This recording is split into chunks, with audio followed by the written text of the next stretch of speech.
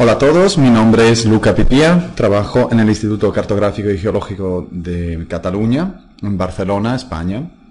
La charla que voy a dar hoy tiene como título Sensores multiespectrales e hiperespectrales, principios físicos, tecnologías y sensores.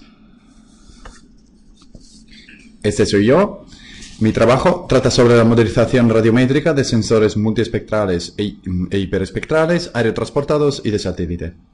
Básicamente está involucrado en la evaluación de la precisión radiométrica de los sensores multiespectrales e hiperespectrales operados regularmente por el Instituto Cartográfico y Geológico de Cataluña.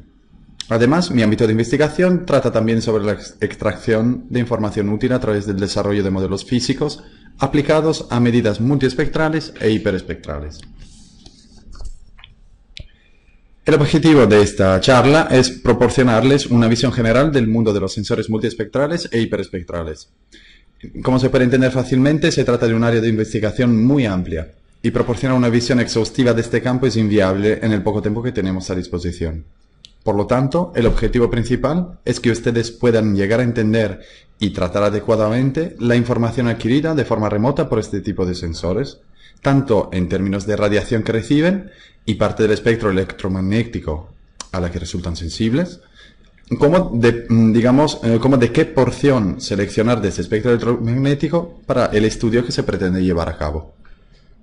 Aquí pueden ver un resumen de los principales apartados de esta presentación, una breve introducción al problema, los principios de formación de las imágenes de teledetección pasiva, la tecnología usada para convertir la radiación entrante en imágenes digitales. En las últimas diapositivas les proporcionaré alguna información acerca de los sensores multiespectrales e hiperespectrales más importantes que hoy en día están a disposición de la comunidad científica, embarcados en plataformas aéreas y en satélite. Y finalmente una visión general de las misiones espaciales futuras. En primer lugar, es importante recordar el esquema básico de cualquier modelo de observación remota. Con el fin de extraer información útil a partir de una medición, hay que tener claro qué información del objeto de interés queremos recuperar.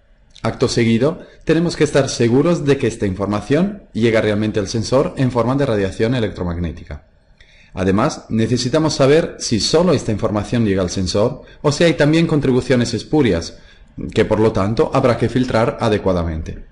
Después, sabiendo que el sensor a utilizar resulta sensible a lo que nos interesa, es fundamental saber qué es lo que realmente nos devuelven los sensores. En caso de que la medida sea directamente la cantidad que nos interesa, estupendo. Pero esto es bastante improbable, si no imposible. Digamos que en el mundo real siempre hay términos adicionales que se suman al parámetro de interés, como el ruido o contribuciones indeseadas.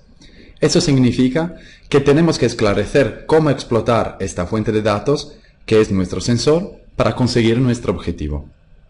Con respecto a los sensores multiespectrales e hiperespectrales, estos en general proporcionan información sobre el espectro electromagnético con longitudes de onda entre aproximadamente 0.4 micras y 14 micras. Son esencialmente dispositivos pasivos que convierten esta radiación electromagnética en información digital y finalmente en una imagen. Se puede decir que estos sensores realizan un muestreo de la intensidad de la radiación procedente de un blanco observado, sea un objeto en concreto o una superficie. Y como veremos a lo largo de esta charla, la longitud de onda a la que se realiza la toma de muestras, así como el ancho de banda de los canales espectrales, dependerá de los materiales elegidos para el dispositivo, de la tecnología del dispositivo mismo y finalmente de las técnicas de procesamiento de los datos. Empecemos con los principios físicos que hay detrás de las medidas multiespectrales e hiperespectrales. La principal fuente de energía electromagnética que generará la radiación cuantificada en las imágenes multiespectrales por los sensores remotos es el Sol. Sin embargo, podría ser también la Luna u otra fuente tanto artificial como natural. En general, es energía que llega directa e indirectamente a los detectores a través de ondas electromagnéticas. En primer lugar, vamos a empezar definiendo las cantidades físicas a las que los sensores son sensibles y las cantidades que nos interesa estimar. Ante todo, la energía radiante Q. Esta es la energía transportada por una onda electromagnética que viaja desde una fuente hasta los detectores de un sensor. Y como dicho, es energía, y por lo tanto se medirá en joules o julios. El flujo radiante phi es la cantidad de energía transportada durante una unidad de tiempo, básicamente potencia, y se mide en vatios. Si se expresa esta potencia por unidad de área, obtenemos la irradiancia o emitancia radiante. En general, la emitancia se utiliza para describir potencia emitida por la superficie, y en cambio la irradiancia describe la energía radiante que incide en la superficie. El término de intensidad radiante se utiliza para definir el flujo radiante por unidad de ángulo sólido. Si consideramos la intensidad radiante normalizada respecto a la superficie efectivamente observada, y esta es la proyección de la superficie sobre un plan perpendicular a la dirección de observación, hablaremos de radiancia. Y finalmente, la radiancia espectral es la radiancia a una longitud de onda específica, o en otros términos, la radiancia normalizada respecto a la longitud de onda. Lo que miden todos los sensores multiespectrales, así como los sensores hiperespectrales, es energía radiante. Como veremos, durante el proceso de calibración radiométrica, esta información se convierte en radiancia, teniendo en cuenta el tiempo de observación y las propiedades geométricas del sensor. Y para los sensores hiperespectrales, se puede adoptar la aproximación de banda estrecha para llevar a cabo la normalización respecto al ancho de banda de cada canal medido, obteniéndose finalmente radiancia espectral. Resumiendo, los sensores pasivos se basan principalmente en la medida de energía radiante que llega a sus detectores como radiación electromagnética, procedente directa o indirectamente de fuentes naturales como el Sol, la Luna o también fuentes artificiales. En la gráfica se puede observar en azul el perfil promedio de la radiación solar incidente en la capa más alta de la atmósfera. Esta radiación se extiende desde las 0.4 micras hasta las 3 micras del espectro electromagnético. La curva en rojo define en cambio la distribución definida como radiación térmica, que va desde las 3 micras hasta las 14 micras. Finalmente, todas las contribuciones de longitud de onda más largas se consideran insignificantes o despreciables. Estas dos curvas nos ayudan a introducir la división básica del espectro electromagnético. Las longitudes de onda que van desde los 400 nanómetros hasta los 700 nanómetros se denominan dominio visible. Desde las 0.4 micras hasta aproximadamente las 1.1 micras encontraremos el dominio del infrarrojo cercano. Luego la región espectral del shortwave infrared o del infrarrojo de onda corta, después el de onda media o MIR y finalmente el infrarrojo de onda larga o térmico TIR. Es importante tener en cuenta que la radiación solar contiene contribuciones directas en el dominio visible y del infrarrojo SWIR, pero no en el MIR y en el TIR. Lo que sucede es que la energía luminosa, digamos, de longitud de onda más corta, es parcialmente absorbida por la superficie terrestre. Esta a su vez remite parte de esta energía en longitudes de onda más largas, en acuerdo con las propiedades espectrales específicas de los materiales que constituyen la superficie. Hay por lo tanto dos parámetros principales que caracterizan un objeto en el dominio visible e infrarrojo. En el dominio VISNIR, o en el visible y del infrarrojo cercano, y en el SWIR, tenemos la reflectividad, que describe la relación entre la radiación que ilumina el objeto a una longitud de onda específica y la que se refleja. Y el otro parámetro es la emisividad espectral. Esta describe la fracción de radiación que ilumina un objeto a una longitud de onda específica y la que resulta absorbida por el objeto mismo, contribuyendo a la determinación, digamos, del estado térmico del objeto. En la mayoría de los casos, al ser tanto la emisividad como la reflectividad funciones de la longitud de onda, se le suele describir en términos de radiancia espectral reflejada o absorbida.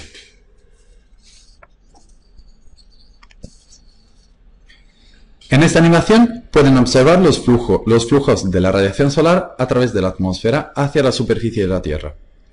Una parte de la luz se refleja por las nubes, otra parte llega atenuada a la superficie, donde se refleja proporcionalmente a la reflectividad de la superficie misma, y se dirige de nuevo a través de la atmósfera hacia el espacio. El resto de energía es absorbida por la superficie de la Tierra, contribuyendo a incrementar su temperatura. En el lado derecho de la animación se pueden observar lo que sucede en las longitudes de ondas más largas. La superficie terrestre emite radiación en longitudes de onda largas hacia la atmósfera proporcionalmente a su temperatura absoluta. La radiación térmica a 7 micras, 10 micras y 15 micras, más o menos, interactúan con la atmósfera. La porción a 10 micras pasa a través de la atmósfera con poca pérdida. La radiación de 7 micras se absorbe principalmente por el vapor de agua, y la porción, digamos, de 15 micras se absorbe también, pero principalmente por el dióxido de carbono y el vapor de agua.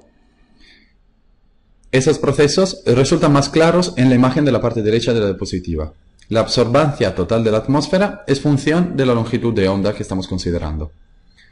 Es importante observar que hay intervalos de frecuencias o de longitud de onda donde las ondas electromagnéticas resultan menos atenuadas. A estas regiones se les refieren a menudo con el término de ventanas atmosféricas y se suelen aprovecharlas, digamos, para la detección de la superficie terrestre. A nivel de absorción, esta dependerá del espesor de la capa de atmósfera que se considera, o en otros términos, digamos, de la altura de la plataforma que embarca el sensor, sea un avión o un satélite. Resulta por lo tanto evidente que si se desea recuperar información útil sobre la superficie terrestre, nos gustaría reducir al mínimo la interacción de la radiación, digamos, con la atmósfera. Y por lo tanto se tendrán que elegir intervalos de longitudes de onda específicos donde la atmósfera resulta más transparente. Por el contrario, si nuestro objetivo es detectar la presencia de nubes, estimar por ejemplo el contenido de vapor de agua de la atmósfera o de un gas, por ejemplo el metano o el ozono, resultará más ventajoso seleccionar una ventana espectral alrededor de un pico de absorción.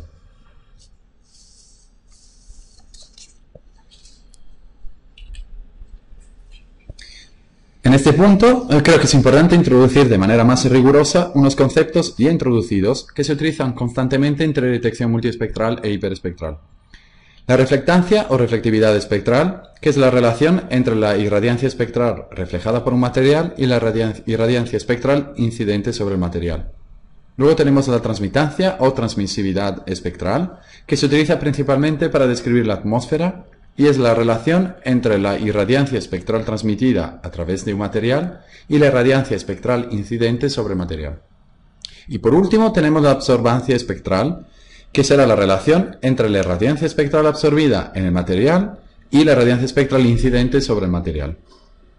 La mayoría de las superficies son opacas en la ventana, digamos, del visible y de los infrarrojos, lo que significa que su transmitancia es cero en cualquier longitud de onda que cae en estos rangos. En este caso, en caso de equilibrio térmico o termodinámico, es decir, cuando el objeto está absorbiendo y remitiendo la misma cantidad de energía por unidad de tiempo, la absorción del material se denomina emisividad. Una definición alternativa de emisividad es la relación entre la emisión de radiación térmica de un material a la temperatura T, a una longitud de onda específica, respecto a la emisión de un material de referencia a la misma temperatura. A este material u objeto de referencia se le denomina cuerpo negro. Un cuerpo negro es básicamente un objeto capaz de emitir toda la radiación absorbida a cualquier longitud de onda. Veremos esto más en detalles en las siguientes diapositivas. Para enseñar con un ejemplo concreto la cantidad de información contenida en el perfil de reflectividad de una cubierta, por ejemplo, vamos a analizar brevemente la función de la reflectividad de diferentes tipos de vegetación, hierba y coníferas en este caso, en el espectro visible del infrarrojo cercano y del infrarrojo de onda corta o SWIR.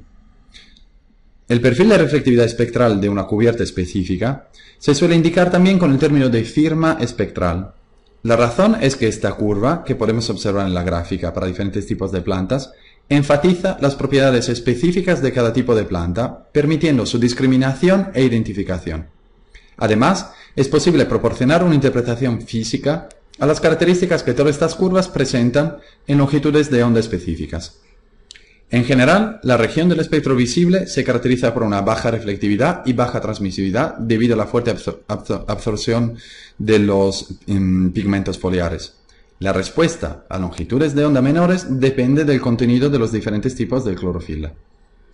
El escalón que estas curvas presentan alrededor de los 700 nanómetros se llama Red Edge y está relacionado con el estado de salud de la vegetación. Otro índice utilizado a menudo para cuantificar el verdor de la vegetación es el índice de vegetación diferencial normalizado o NDVI. Básicamente, este índice compara la reflectividad antes y después del Red Edge. En el SWIR, la respuesta espectral es dominada por la fuerte absorción del agua contenida en estado líquido, digamos en las plantas, y por las componentes leñosas y de celulosas. Pero si de un lado la respuesta de la vegetación es tan rica en el visible, en el infrarrojo cercano y en el SWIR, esta se hace más plana en el MIR y en el TIR. Por esta razón, para estudios de vegetación no se recomienda estas últimas dos regiones del espectro. Por el contrario, la firma espectral en el infrarrojo medio y sobre todo en el infrarrojo térmico es particularmente adecuada para la discriminación de minerales y de rocas. Y hemos dicho que esta región del espectro electromagnético es usualmente descrita por el parámetro de emisividad. Esta cantidad, que varía entre 0 y 1, modula básicamente las emisiones térmicas de un objeto real con respecto a un cuerpo de referencia que hemos dicho se llama cuerpo negro. En general, un cuerpo negro está pensado, digamos, como un objeto ideal en equilibrio termodinámico a la temperatura T, que es capaz de reemitir la totalidad de la energía térmica absorbida en cada longitud de onda. Esta cantidad de radiación se rige por la denominada ley de Planck. En la parte izquierda de la diapositiva pueden observar su expresión analítica y las curvas de radiación correspondientes para el parámetro de temperatura T que varía entre 0 y 100 grados Celsius. Pueden también observar cómo el pico de emisión para este rango de temperatura está localizado cerca de las 10 micras, que si lo pensamos corresponde a la longitud de onda de trabajo de las aplicaciones de teledetección basadas en estudios de la temperatura de superficies naturales. En la parte derecha de la diapositiva pueden observar la radiancia espectral de tres minerales diferentes a la misma temperatura T, igual a 300 Kelvin. La línea de color negro representa en cambio la curva correspondiente a un cuerpo negro a la misma temperatura física T, igual hemos dicho a 300 Kelvin. Se puede observar cómo efectivamente la emisividad resulta extremadamente útil para discriminar objetos, digamos en este caso minerales diferentes, pero también, si queremos, para detectar diferencias en la textura de un material. Eso se muestra en las curvas de emisividad en la parte inferior derecha de la diapositiva. Las curvas corresponden a tamaños diferentes de los granos que constituyen el mismo tipo de silicato.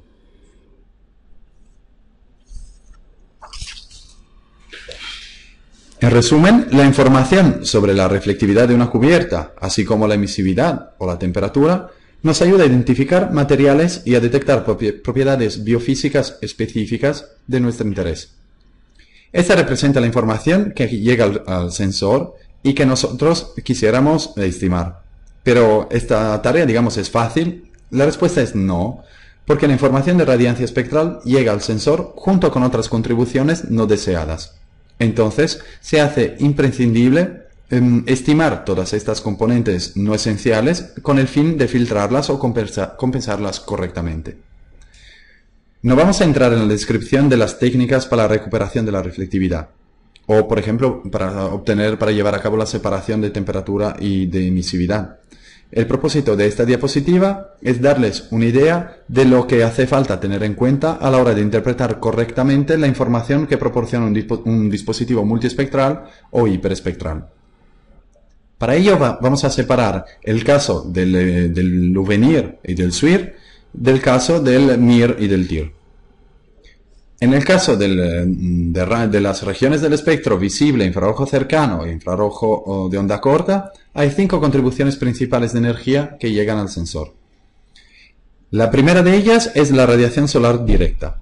Esta es la radiación procedente del Sol que llega a la parte superior de la atmósfera, viaja luego a través de la atmósfera, atenúa su intensidad hasta incidir en la superficie.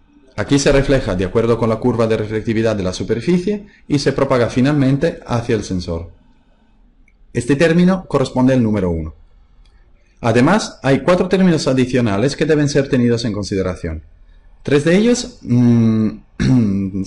a tres de ellos se les indica con el término de contribuciones descendentes indirectas o indirect downwelling. Hay la radiación del Sol dispersada por la atmósfera que se refleja en la superficie y viaja hacia el sensor. Y ese es el número 2. Hay luego la fracción de la radiación solar que se refleja alrededor del objeto que queremos caracterizar, de ahí incide en la superficie de estudio y que luego viaja hacia el sensor. Esta es la contribución número 3. Por último, hay un término de radiación proveniente del Sol que se refleja en los píxeles que rodean el de interés y se dirige hacia la atmósfera. Esta componente se dispersa luego en la atmósfera en todas las direcciones y una fracción de la energía dispersada en todas las direcciones se dirige de vuelta a la superficie, se refleja en el píxel de estudio y finalmente sube al sensor. Ese es el número 4. La última componente, llamada radiancia de camino ascendente o upwelling radiance, es la radiación solar dispersada por la atmósfera que llega directamente al sensor sin interactuar con la superficie terrestre. Es fácil entender que el modelo que describa todos estos mecanismos debe tratar cada uno de ellos cuidadosamente, con el fin de lograr una estimación aprovechable del parámetro de reflectividad espectral de la superficie. Con respecto al caso del infrarrojo térmico, tenemos componentes, digamos, similares. Sin embargo, la principal diferencia es que la radiación solar no aparece directamente, sino indirectamente en la formulación. Esto porque hemos visto que la radiación solar contiene las longitudes de ondas que van desde el visible hasta el SWIR. Sin embargo, no por esto el problema resulta menos complicado. De hecho, la atmósfera dispersa parcialmente la radiación solar, pero también absorbe una fracción de ella. Y es justa esta fracción que luego contribuye a aumentar la temperatura del aire. Como consecuencia, el aire, como cualquier otro medio u objeto que se halla a una temperatura superior a los 0 grados Kelvin, comienza a emitir radiación térmica. Por lo tanto, para obtener una descripción fiable de las emisiones atmosféricas, es imprescindible conocer su estructura vertical a nivel de temperatura, presión, humedad relativa, concentración de gases, etc. Esta información se pasa como entrada a simuladores atmosféricos como el MOTRAN o como el 6S. El caso ideal para estimar correctamente emisividad y temperatura es disponer de radiosondeos simultáneos a la captura de los datos. Por último, quisiera recordar que el modelo del infrarrojo térmico presenta una indeterminación intrínseca. La temperatura y la emisividad resultan acopladas en la ecuación que describe el modelo de transferencia radiativa. La principal consecuencia es que siendo n el número de medidas a disposición por cada píxel de la imagen, siempre habrá n más 1 incógnitas. Y para separar la temperatura de la emisividad es necesario, utilizar técnicas iterativas cuya precisión está relacionada justo al número de longitudes de onda medidas por el sensor. Una vez más, cabe decir que no hay espacio aquí para una descripción de las técnicas para compensar la atmósfera y separar la temperatura de la emisividad, pero lo que es importante es que ustedes tengan conciencia de cuál es la radiación electromagnética total que llega a un sensor y de que solo una parte de ella está realmente relacionada con lo que probablemente ustedes están interesados en estimar o recuperar.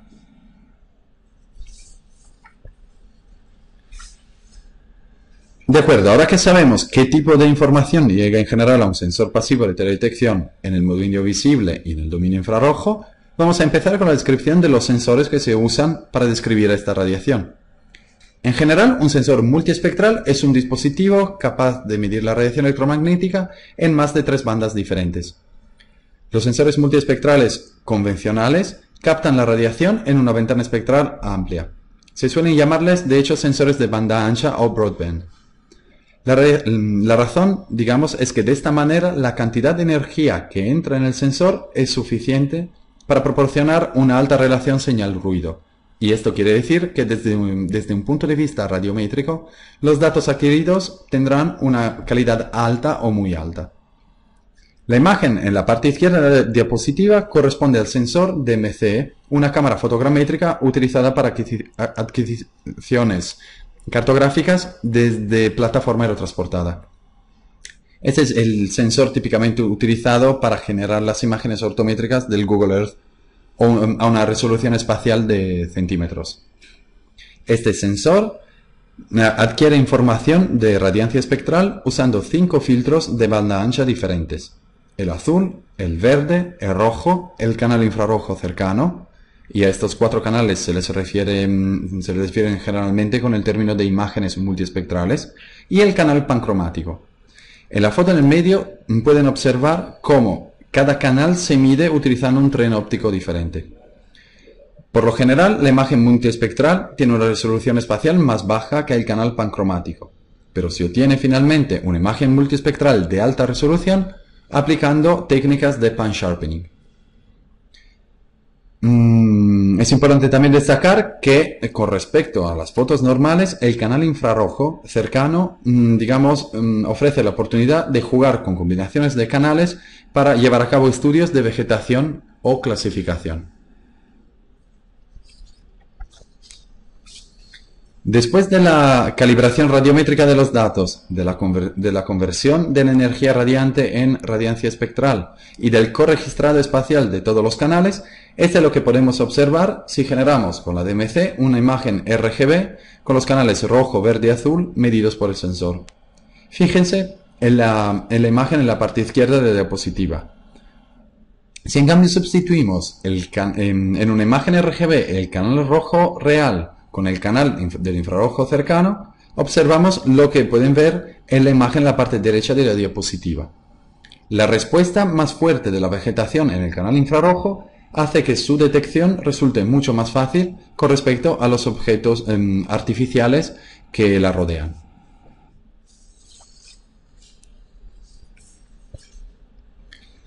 Si pasamos de las plataformas aerotransportadas al satélite, hay que mencionar el primer ejemplo de misión multiespectral de satélite para la observación de la Tierra, la misión Landsat. Este programa constituye el proyecto de mayor duración para la adquisición de imágenes de satélite de la Tierra. Se inició en el 1972 con el Landsat 1, gestionado inicialmente por la NASA. El Landsat 1 estaba equipado con un escáner multiespectral de 4 canales, 2 visibles y 2 del infrarrojo cercano. Y su resolución espacial era de aproximadamente 80 por 60 metros cuadrados, con un área total de observación de 185 por 195 kilómetros cuadrados. Desde entonces hasta ahora, se llegaron a lanzar otros 7 sensores con el fin de garantizar la continuidad de la misión. En el 1979, la operación Landsat fue transferida de la NASA a la NOAA, que actualmente opera estos sensores. Y cada vez se incorporaron nuevas tecnologías que proporcionaban más bandas espectrales y una mejor resolución espacial. El último sensor fue el Landsat 8, puesto en órbita en febrero del 2013. El Landsat 8 proporciona datos libres de cualquier parte del mundo en 11 bandas espectrales, con una resolución espacial variable entre 15 y 30 metros en el dominio visible y SWIR, y alrededor de los 100 metros en el canal infrarrojo de onda larga. En esta tabla pueden observar un resumen de la información espectral que adquiere el sensor Landsat 8. Hay 4 canales en el dominio visible a una resolución espectral de 30 metros, además de un canal pancromático para el pan-sharpening a 15 metros. Finalmente, hay 3 bandas en el dominio SWIR y 2 bandas térmicas.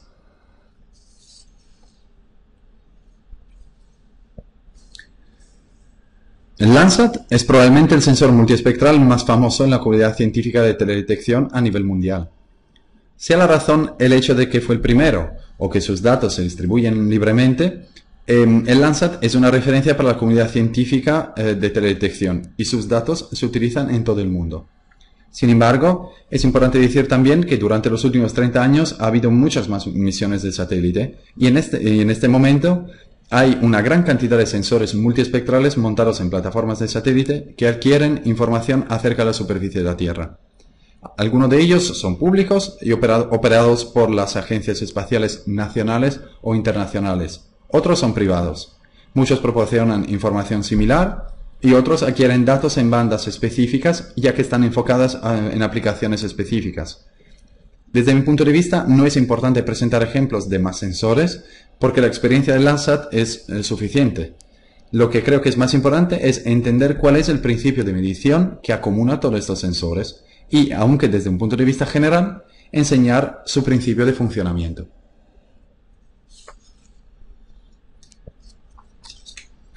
Por último, vamos a introducir el concepto de sensores hiperespectrales. Hemos visto que los dispositivos que proporcionan imágenes multiespectrales de la radiación electromagnética, como el Landsat, miden en unas pocas bandas anchas centradas en longitudes de onda específicas y resultan separadas por intervalos espectrales más o menos anchos donde no se toma medida alguna. En otros términos, lo que estos sensores llevan a cabo es un muestreo discontinuo de la radiación electromagnética en el espectro visible e infrarrojo. Cuando el muestreo no es discontinuo sino continuo y los filtros de muestreo son de banda muy estrecha, pues obtenemos mediciones hiperespectrales. Los hiperdatos son por lo general una estructura tridimensional con información espacial 2D e información espectral 1D de la escena observada. Por esta razón, a los datos hiperespectrales se les refiere a menudo con el término de hipercubo. Cuando se analiza el espectro de un solo píxel de una imagen hiperespectral, el perfil 1D que se obtiene se parece a un espectro medido en un laboratorio de espectroscopía. Normalmente se suele decir que necesitamos más de 30 bandas contiguas para poder hablar de hiperdatos. Sin embargo, es importante decir que no es tanto el número de bandas de medición que califica como un sensor como sensor hiperespectral, sino más bien la estrechez espectral de las bandas y la naturaleza contigua de las mediciones. El muestreo denso, que por lo tanto realiza un sensor hiperespectral, proporciona detalles suficientes para distinguir entre dos cubiertas similares que pueden aparecer muy parecidas o indistinguibles en adquisiciones multiespectrales. Vamos a analizar ahora los sensores multiespectrales e hiperespectrales desde un punto de vista tecnológico. En general, un sistema de teledetección remota se compone de 6 subsistemas principales. Los sensores aerotransportados y de satélite resultan montados en plataformas móviles. Por lo tanto, es necesario apuntar correctamente y estabilizar su línea de visión o línea de vista para formar imágenes de calidad. El término apuntamiento se refiere a mover la línea de visión del sistema de formación de imágenes de una manera preestablecida con respecto a la escena de interés. La estabilización se refiere a la compensación del movimiento y de las perturbaciones de la plataforma, tales como vibraciones o variaciones de actitud. La óptica del sensor capta la radiación incidente y la enfoca sobre los detectores del plano focal, o FPA. Hay que tener en cuenta que esto implica una correspondencia geométrica entre la posición de la imagen de la FPA y el ángulo del campo incidente, o la posición del objeto.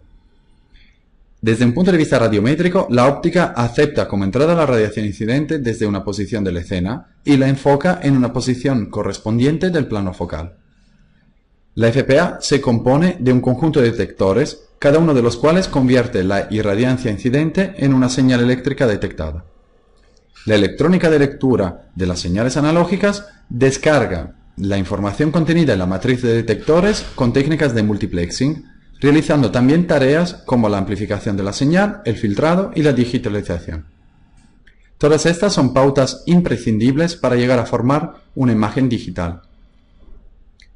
Esta es la llamada imagen RAW o cruda, cuyos valores digitales se conocen como DNs, que está por Digital Numbers. La conversión de DN a radiancia o radiancia espectral se realiza a través de la calibración radiométrica, que se lleva a cabo en fase de postprocesamiento. Pues vamos a empezar con las técnicas de apuntamiento. Los sistemas de generación de imágenes multiespectrales actuales contienen conjuntos de detectores distribuidos en una dimensión o en dos dimensiones.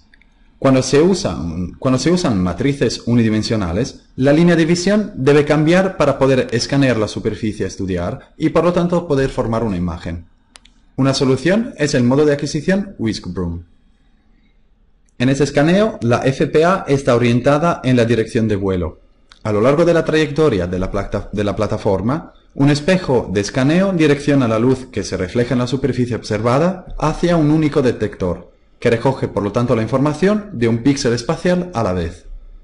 Cabe destacar que todas las partes móviles que componen un sensor de este tipo constituyen las piezas más caras del sensor, y sobre todo que son las más propensas al desgaste. En la modalidad de adquisición push-broom o de empuje, la FPA está orientada en la dirección transversal a la dirección de vuelo. De esta forma, se observa la zona de interés con un ángulo fijo, normalmente perpendicular a la trayectoria del mismo vuelo, y el movimiento de la plataforma hacia adelante hace que se realice un barrido de la superficie terrestre conforme a las propiedades geométricas del campo de visión del sensor. Como primera aproximación, podemos decir que el ancho de la imagen en el suelo viene determinado por el tamaño de la FPA. Vale la pena señalar que los escáneres de empuje reciben una señal más fuerte que los whiskbrooms, ya que observan por un tiempo más largo cada píxel de la imagen y por lo tanto reciben de cada área una cantidad de energía más alta. El principal inconveniente de estos sistemas es que los detectores de la FPA suelen mostrar una sensibilidad distinta, dando lugar a efectos de stripping o bandeado en la imagen final. Estos efectos deben ser calibrados correctamente para obtener finalmente una imagen de calidad. Finalmente consideramos los sensores de frame o matriciales. El uso de detectores 2D permite capturar una imagen completa a la vez sin ningún escaneo o barrido de la línea de visión. Cuando la plataforma está en movimiento, se debe estabilizar la línea de visión durante el tiempo de integración de la radiación entrante, o básicamente tiempo de exposición de la imagen, para evitar efectos de desenfoque. Por lo general, cada banda se adquiere a través de una óptica y de un hardware independiente. Las bandas se registran posteriormente en una geometría común. Este es el caso de las cámaras fotogramétricas, como por ejemplo la cámara DMC que hemos visto antes, empleadas normalmente para la captura de datos aerotransportados de alta resolución espacial.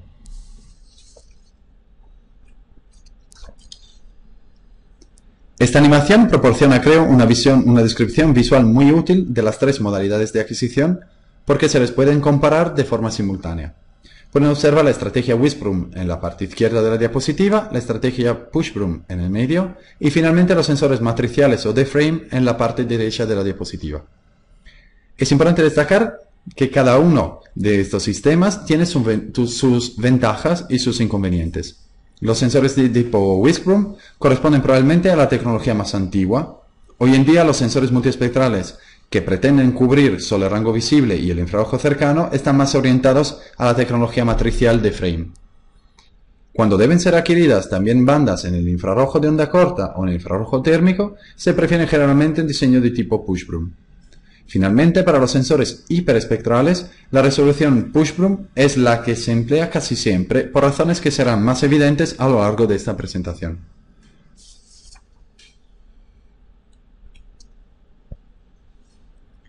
Vamos a analizar ahora la parte óptica de un sensor pasivo.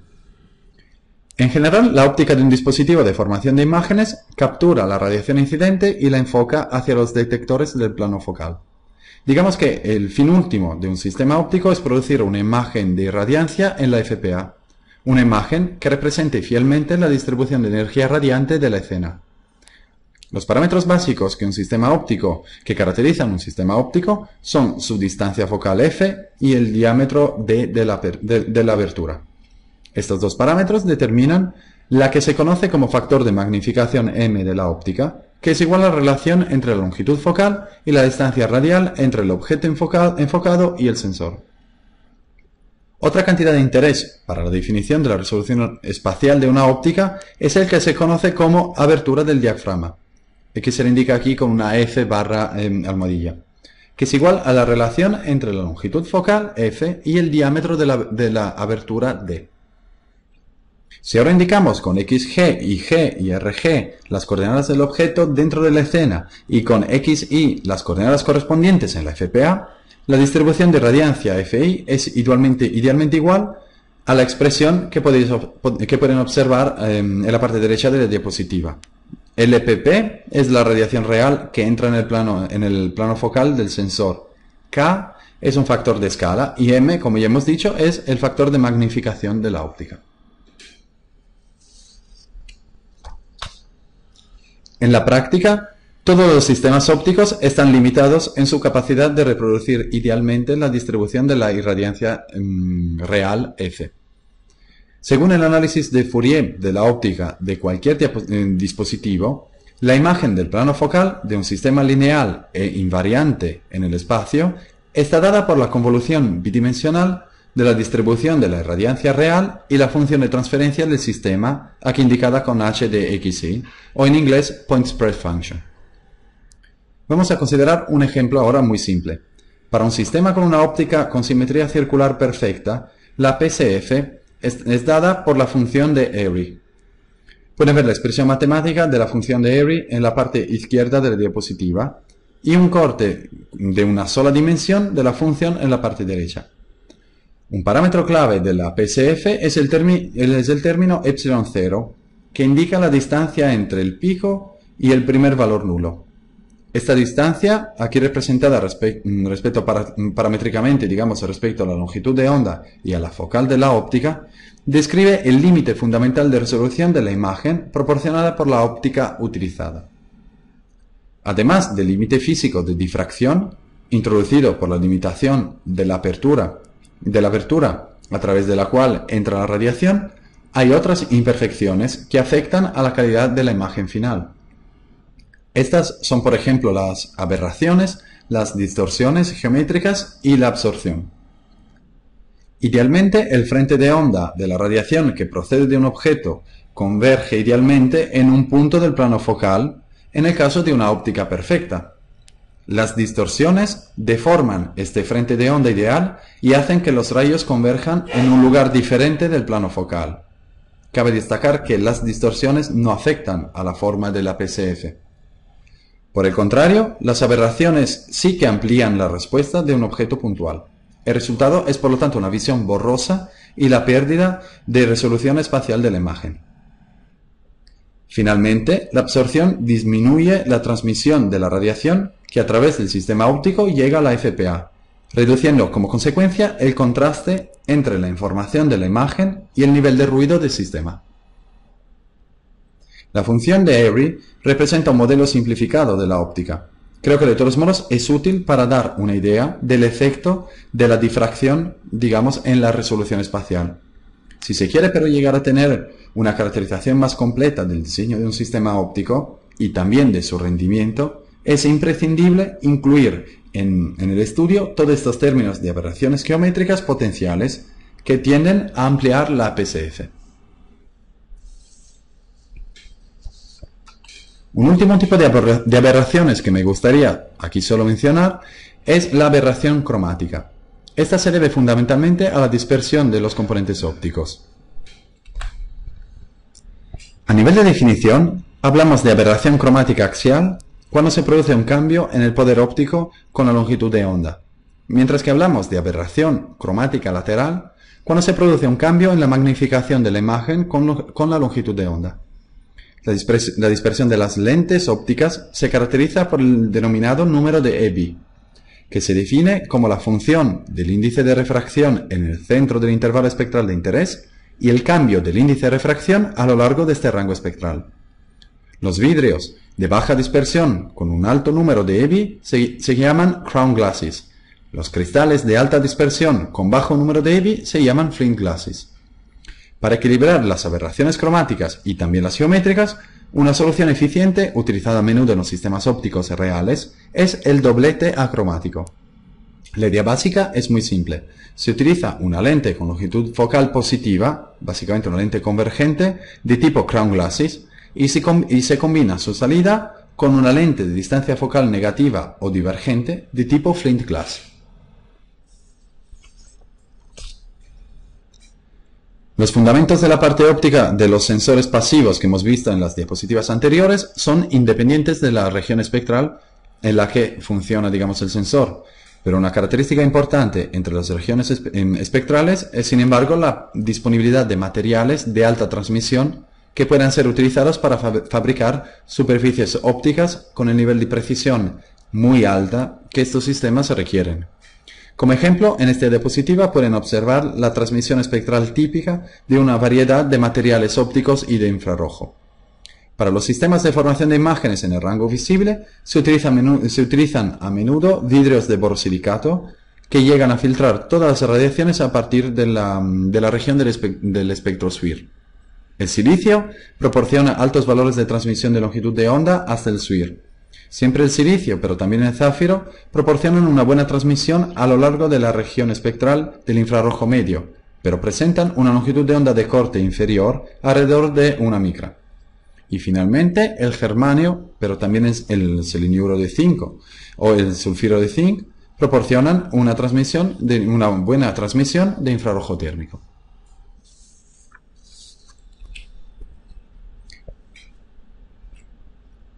Hemos hablado de las estrategias de apuntamiento y de los principios de enfoque de los sensores pasivos de formación de imágenes. Ahora vamos a introducir otro elemento clave de la tecnología de los sensores multiespectrales e hiperespectrales, la matriz de plano focal o FPA. Un FPA es un dispositivo sensible a radiación electromagnética que consiste en una matriz lineal o bidimensional de detectores fotovoltaicos individuales. Normalmente se trata de fotoconductores o fotodiodos. Su función es básicamente convertir la distribución de irradiancia proporcionada por la óptica de un sensor en señal eléctrica. Con respecto a la observación de la Tierra, a lo largo de las décadas se han desarrollado una gran diversidad de detectores. Sin embargo, hay dos directrices principales a la hora de desarrollar estos dispositivos. La primera directriz es conseguir una alta sensibilidad en las regiones espectrales específicas, y la segunda es lograr una alta sensibilidad a pequeñas diferencias radiométricas dentro de la imagen. Por lo general, el primer objetivo se consigue seleccionando materiales específicos más sensibles en la región del espectro que queremos estudiar. El segundo requisito está relacionado con el diseño específico del dispositivo. La FPA consta de dos componentes principales, un conjunto de detectores y un multiplexor.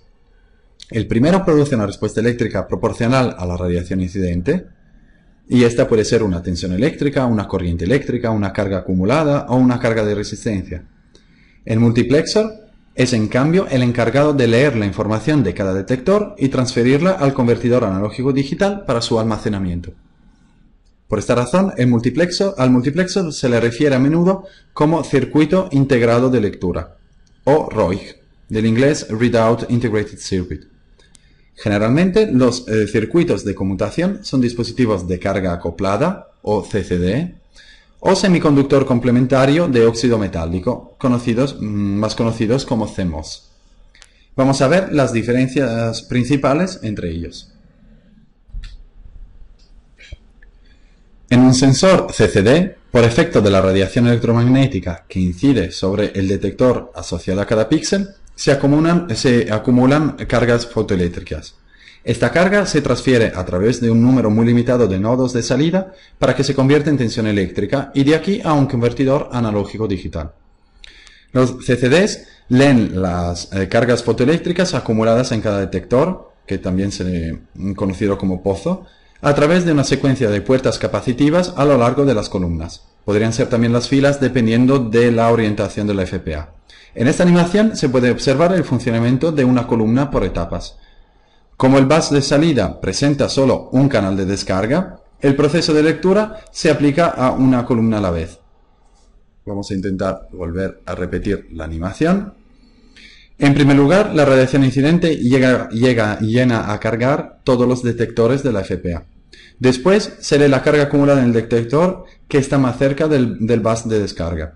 Entonces el segundo detector de la columna pasa su carga al anterior, ahora vacío, liberando su espacio para aceptar la carga del tercer detector, y así sucesivamente. Lo que estamos mostrando aquí es la idea básica del proceso de lectura.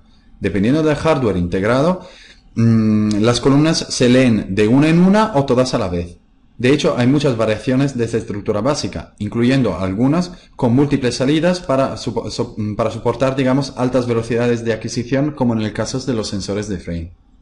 Sin embargo, el fundamento de los CCDs es transferir la carga acumulada de un detector a otro, hasta que la carga de cada detector no haya llegado al bus de transporte y de aquí al convertidor analógico digital.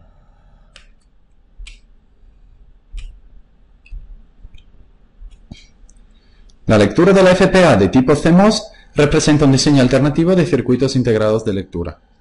Para el proceso de lectura se utilizan circuitos de conmutación dentro de cada celda de captura de la radiación incidente. El sistema de circuitos conecta los detectores directamente al amplificador de salida. Estos dispositivos requieren más circuitos en cada celda y por esta razón pueden ser más ruidosos que los CCDs. Sin embargo, ofrecen una mayor flexibilidad en el proceso de lectura de la imagen. De hecho, la arquitectura permite acceder a cada píxel de forma aleatoria, como se puede observar también en esta animación. Resumiendo, en un sensor CMOS, cada píxel tiene su propio circuito de conversión carga-tensión e incluye también circuitos de amplificación, de corrección de ruido, de digitalización, de manera que las salidas del dispositivo de este tipo es directamente información en formato binario.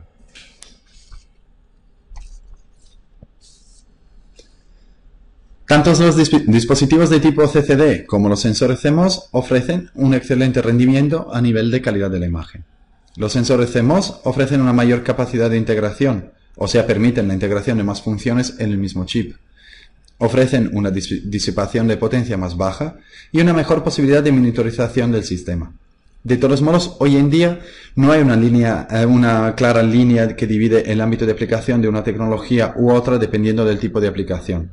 Las tecnologías CMOS y CCD se utilizan hoy en día indistintamente, porque de un lado, digamos, los diseñadores de CMOS han dedicado muchos esfuerzos para lograr una alta calidad de la imagen, mientras que los diseñadores de CCDs han bajado sus requerimientos de energía y el tamaño de los detectores.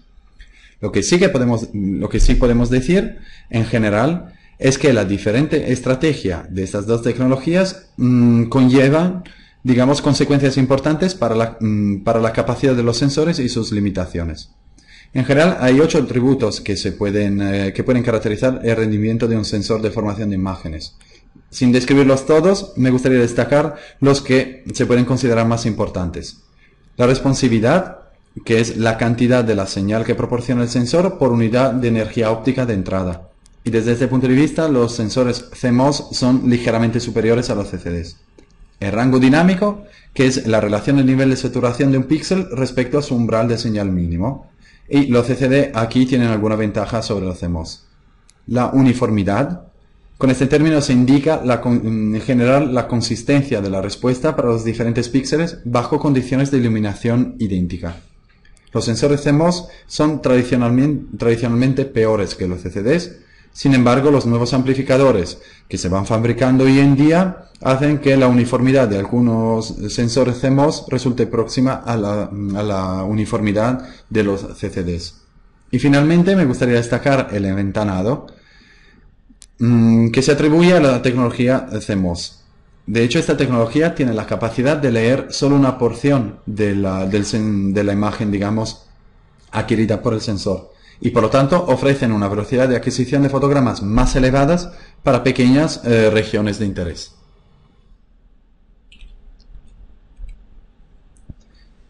Hay dos tipos diferentes de detectores usados en observación de la Tierra: los detectores cuánticos y los detectores térmicos. Sin entrar en detalles, los detectores cuánticos se basan en eventos electrónicos fotoinducidos. Es decir, los fotones incidentes producen cambios de estado electrónico que se convierten en una respuesta eléctrica observable. Los detectores térmicos, por el contrario, se basan en el calentamiento debido a la radiación incidente, y su característica medible es la temperatura. En este tutorial vamos a considerar solo detectores cuánticos, básicamente fotoconductores y fotodiodos. Un descriptor de la calidad de un detector cuántico es la eficiencia cuántica eta. Esta es una función adimensional que representa la probabilidad de que un fotón incidente de longitud de onda lambda sea absorbido en el detector y produzca un fotoelectrón. La eficiencia cuántica es 0 por encima de la longitud de onda de corte, mientras que su valor por debajo de ella depende de la capacidad de respuesta del material. Otro descriptor de rendimiento del detector, que tiene en cuenta no solo las propiedades de la estructura cristalina del material del detector, sino también la electrónica, es la relación señal-ruido. Esta cantidad corresponde a la división entre el nivel promedio de fotoelectrones y la desviación estándar sigma n, que describe el ruido total del sistema. En las dos diapositivas veremos las principales contribuciones al término sigma n. El último descriptor que podemos encontrar al leer una hoja técnica de un detector es la irradiancia equivalente de ruido, que también se conoce como ruido de potencia equivalente. Estas dos cantidades indican la diferencia en la radiación incidente o la potencia de radiación requerida para producir una relación señal-ruido igual a 1. La principal hipótesis de estos descriptores escalares es que la radiancia espectral y la eficiencia cuántica sean parámetros constantes con la longitud de onda. En el ámbito de la observación de la Tierra se han utilizado muchos materiales semiconductores. El tipo de material utilizado para fabricar los detectores es extremadamente importante, ya que determina la región espectral en la que el dispositivo se puede emplear de manera óptima y determina también las longitudes de onda de corte. El silicio es seguramente el material más utilizado para la fabricación de detectores en la región espectral del visible y del infrarrojo cercano. Los detectores de arseniuro de galio e indio se utilizan para aplicaciones basadas en imágenes SWIR. En la foto en la parte izquierda inferior de la diapositiva pueden observar cómo el cambio de la composición de la aleación de indio y galio permite modificar la longitud de onda de corte de los detectores. El antimoniuro de indio es típicamente el material de los detectores que miden en la región del infrarrojo medio. Un material especialmente interesante es en cambio el telurio de cadmio-mercurio, conocido también como MCT. Esta aleación se puede adaptar a partir de las 0.83 micras hasta las 15 micras, modificando la proporción de los componentes de mercurio y de cadmio, conjuntamente con la temperatura de funcionamiento de los detectores. Por lo tanto, la aplicación de esta aleación abarca las regiones del SWIR, del MIR o del TIR. Las temperaturas de funcionamiento típicas son de 180 Kelvin en el SWIR, de 100 Kelvin en el infrarrojo medio y de 80 Kelvin en el TIR si queremos una longitud de onda de corte alrededor de las 9 micras. Pero hay que bajar hasta los 40 Kelvin, que corresponden aproximadamente a menos 230 grados centígrados, para tener una longitud de onda de corte próxima a las 12 micras. Por esta razón, desde el dominio SWIR hasta longitudes de onda mayores, los detectores se deben enfriar a temperaturas criogénicas, con el beneficio adicional de reducir las corrientes las dark currents, o corrientes, digamos, de oscuridad, asociadas a cualquier medición.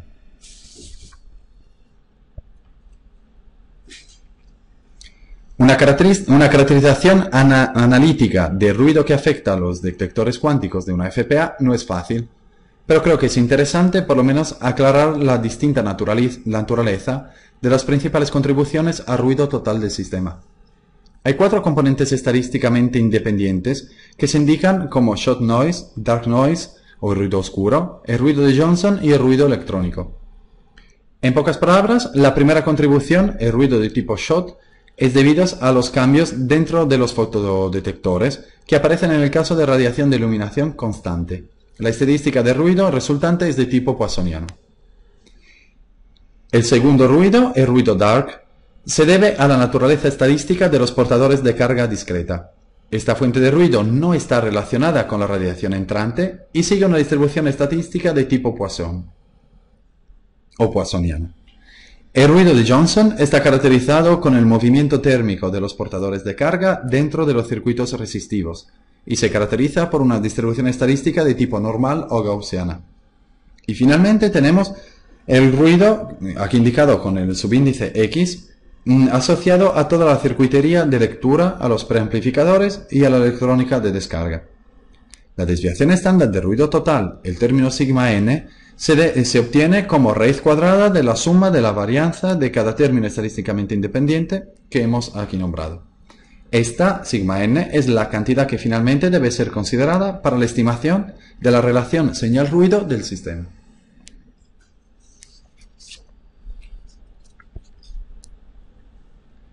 Esta colección de 4 imágenes es una simulación de ruido asociado al proceso de absorción fotónica. Seleccionando una imagen de muestra, digamos como fuente, se utiliza un proceso de generación de ruido con distribución de tipo Poisson para modelar una cámara de otra manera perfecta. Una cámara perfecta sería una matriz de detectores con eficiencia cuántica 1, sin ningún tipo de ruido de lectura o de ruido térmico. Si nos movemos de izquierda a derecha y luego de arriba a abajo, el número medio de fotones por píxel en toda la imagen es respectivamente de 1, 10, 100 y 1000. Se puede observar el rápido aumento de la calidad una vez superado el umbral de 10 fotones por píxel. La imagen de origen se ha recogido con una cámara con una capacidad por píxel de alrededor de 40.000 fotones. El ruido fotónico es la principal fuente de ruido en las imágenes que se recogen con la mayoría de las cámaras digitales. Hoy en día, las cámaras mejores pueden ir a niveles inferiores de luz. En este caso se trataría de cámaras especializadas que pueden llegar a detectar hasta fotones individuales. Pero en última instancia es el ruido fotónico de tipo shot que determina la calidad de una imagen. Esta otra imagen ofrece un ejemplo de los diferentes patrones de ruido debido a la electrónica de lectura o de amplificación que es posible observar. La imagen corresponde a la información pancromática adquirida con una cámara fotogramétrica DMC a una resolución espacial de 20 centímetros durante un vuelo nocturno.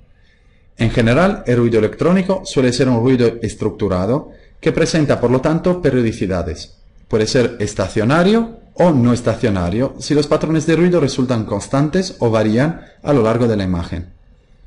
Y en último caso, el de ruido no estacionario es usualmente generado por las interferencias intermitentes entre los componentes electrónicos.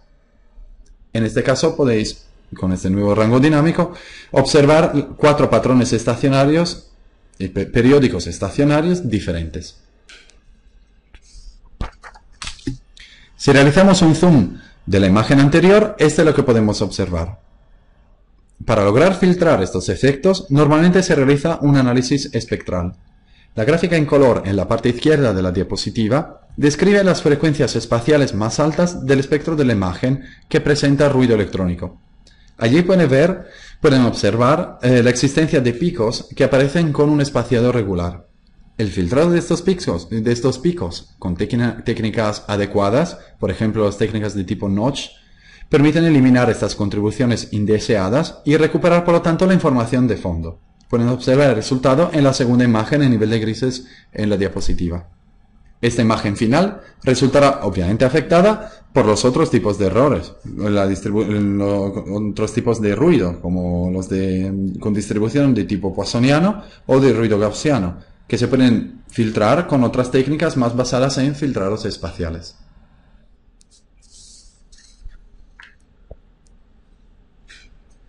Hemos visto que la óptica de un sensor limita la resolución espacial en el proceso de formación de imágenes. Sin embargo, la información de radiación enfocada por la óptica se convierte en una imagen digital a través de la FPA.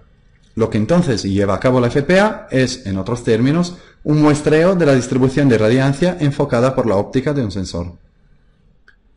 Si suponemos ahora una perfecta alineación entre la óptica y la FPA, se puede calcular una estimación aproximada de la distancia de muestreo en tierra utilizando la longitud focal de la óptica, la altura del sensor sobre el suelo, la dimensión física de cada detector de la FPA en la dimensión que estamos analizando. El factor M de la óptica se obtiene, sabemos, como razón, como ratio, entre la distancia focal y la distancia entre el punto en el suelo y el sensor.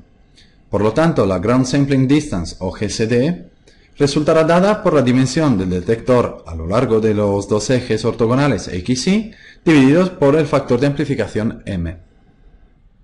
Esta estimación aproximada es correcta en el caso de que se realice un muestreo libre de aliasing. Esto significa que el muestreo que realiza la FPA es lo suficientemente denso como para preservar la resolución espacial proporcionada por la óptica. Esta condición corresponde a la mitad del que se define como corte o cutoff óptico, que se mide en ciclos. Este valor puede ser aproximado con el producto entre la longitud de onda a muestrear y la abertura del diafragma de la óptica. Las barras verticales en el lado derecho de la diapositiva muestran lo que sucede en caso de que no se cumpla la condición de muestreo que garantiza la ausencia de aliasing.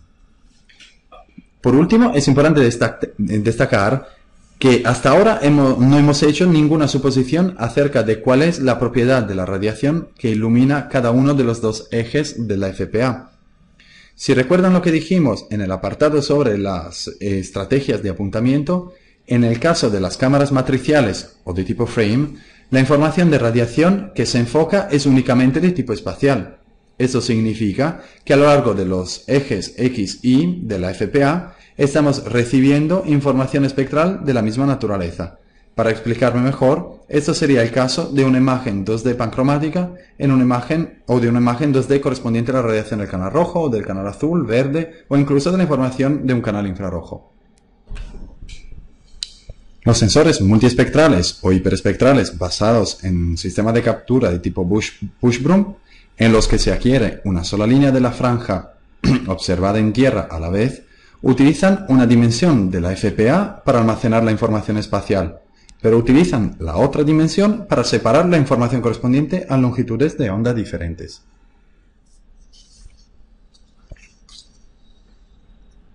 Por lo tanto, hemos dicho que la FPA es un dispositivo bidimensional, pero cuando operamos un sensor multiespectral o hiperespectral, terminamos con una estructura de datos tridimensional, donde dos dimensiones contienen la información espacial de la superficie con la imagen, pero la tercera dimensión contiene las bandas que queremos tratar. Con el fin de producir una dispersión espectral y separar la información de frecuencia contenida en la radiación entrante, hay dos tecnologías alternativas a disposición. Cada una se basa en un principio físico diferente. La primera es la refracción y utiliza como dispositivos de separación espectral los prismas. La segunda es la difracción y utiliza como dispositivos de separación espectral las rejillas o redes de difracción, en inglés gratings. En las diapositivas siguientes vamos a analizar ambas tecnologías. Los prismas son el componente más antiguo de los espectrómetros. Los prismas producen una dispersión angular de la luz debido a la combinación de las propiedades de dispersión del material y de superficies ópticas no paralelas del prisma. La cantidad de dispersión está limitada por las características de los materiales disponibles y por las aberraciones ópticas introducidas por los elementos del prisma. La dispersión espectral realizada por un prisma es debida al cambio del índice de refracción n del material del prisma respecto a la longitud de onda. Como n disminuye con la longitud de onda en las regiones de baja absorción, la radiación de onda corta se refracta con una mayor desviación respecto a la longitud de onda larga. El dibujo en la diapositiva describe la geometría básica de la dispersión por refracción. Los ángulos están descritos por la ley de Snell, que a su vez permite definir la desviación angular de un rayo incidente en función del ángulo de incidencia y del índice de refracción. Siendo n una función de longitud de onda en términos de dispersión de los materiales, la dependencia de la desviación angular de rayos con respecto a la longitud de onda está relacionada con la dependencia de n con lambda. Las dos imágenes en la parte inferior de la diapositiva describen el comportamiento del índice de refracción n para diferentes materiales utilizados para la generación de prismas en diferentes regiones espectrales. En la izquierda pueden observar el caso de las regiones visible y del infrarrojo cercano y de onda corta, y en la parte derecha el caso de las regiones de infrarrojo de onda media y de onda larga. Un parámetro importante que describe desde un punto de vista cuantitativo el poder de resolución de un material dispersivo es R. Ese se define como la razón entre la longitud de onda central nominal del sensor, indicada aquí con lambda 0, y la diferencia de longitud de onda mínima detectable o resoluble, delta lambda min. Este último término depende de la resolución espacial de la óptica, pero también de las propiedades geométricas y físicas del prisma. Con el objetivo de analizar el proceso de formación de imágenes de un espectrómetro de prisma, hay que dividir el problema en dos partes, o mejor dicho, en dos dimensiones, la dimensión espacial y la dimensión espectral. Primero vamos a analizar la dimensión espacial. Asumamos que la dirección Y describa el dominio espectral y la dirección X el dominio espacial. Pueden observar aquí un diseño básico de un espectrómetro de prisma en la parte inferior de la diapo. Brevemente, hay una primera lente convergente que enfoca la radiación entrante en una ranura que limita el campo de visión del sensor. Después, el haz comienza a divergir después de la ranura hasta que alcance una segunda lente, un colimador, que transforma un haz divergente en uno paralelo. La radiación colimada pasa a través de un prisma, que corresponde al rectángulo colocado en el espacio colimado, y finalmente se enfoca sobre la FPA. Cabe destacar que en esta dimensión el prisma no realiza ningún proceso de refracción sobre el haz colimado. Algunos parámetros de diseño de un espectrómetro, como la dimensión de la ranura, la dispersión del eje óptico, que corresponde al centro de la superficie del plano focal, o la dimensión física óptima de la FPA, pueden ser calculados utilizando la fórmula en la parte superior derecha de la diapositiva.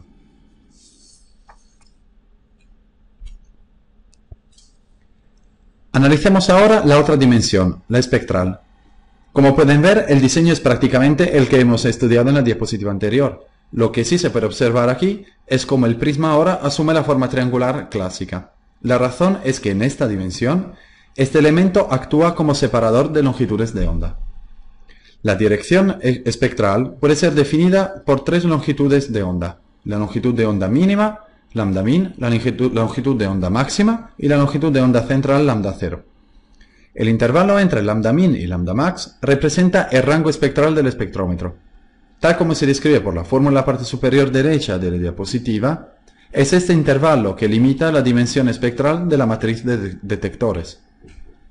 La longitud de onda central es la longitud de onda que incide sobre el centro de la FPA, que hemos dicho que se define como eje óptico. La relación matemática descrita por las dos fórmulas son claves para el diseño del sensor. De hecho, dado, por ejemplo, definido el intervalo espectral que queremos abarcar y la anchura de la FPA, se puede utilizar estas dos ecuaciones para determinar la longitud focal de la óptica f2 y la longitud de onda central lambda 0. Los modelos más simples admiten soluciones analíticas, pero en el diseño de sensores reales, la función de dispersión angular phi no es lineal, por lo que, digamos, su estimación resulta bastante complicada. Sin embargo, las relaciones básicas expresadas, digamos, por las fórmulas que hemos visto, siguen valiendo.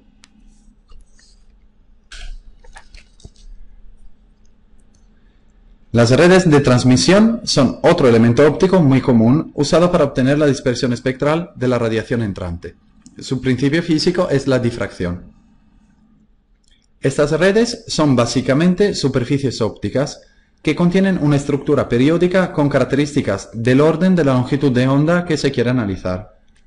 La radiación incidente se difracta en patrones múltiples. Cada patrón, en el cual la radiación se separa espectralmente, se identifican con un orden que corresponde a un número entero positivo o negativo. Mediante el control de la dimensión y de la forma de esta estructura periódica, se puede controlar la entidad de la dispersión y la cantidad de energía difractada en el orden específico. Entre las ventajas de las redes de transmisión con respecto a los prismas, hay la más alta resolución en términos de separación de componentes espectrales dentro del rango infrarrojo. Entre los inconvenientes, hay que mencionar la mayor dispersión interna que presentan y la limitación debida a los patrones múltiples de difracción. Esto se explica en el dibujo, digamos, de la diapositiva. El término M indica el orden del patrón difractado. Un rayo incidente viaja a través de la red de difracción sin ningún cambio angular para m igual a 0 y sobre todo sin ningún efecto de difracción espectral. Pero si consideramos ahora m igual a 1, es posible calcular el ángulo de salida de una longitud de onda específica en el patrón de difracción espectral de primer orden.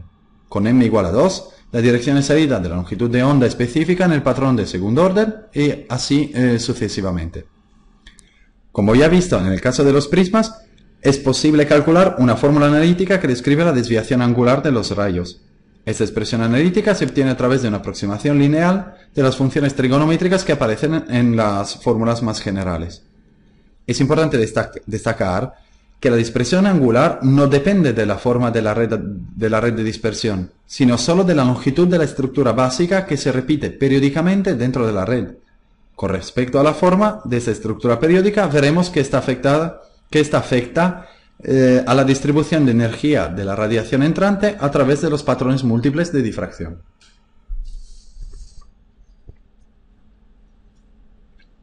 No vamos a entrar en detalles sobre el diseño de las formas de las redes de difracción, pero lo que me gustaría aquí destacar son conceptos básicos acerca de la formulación teórica de este problema y de lo que resulta la realidad.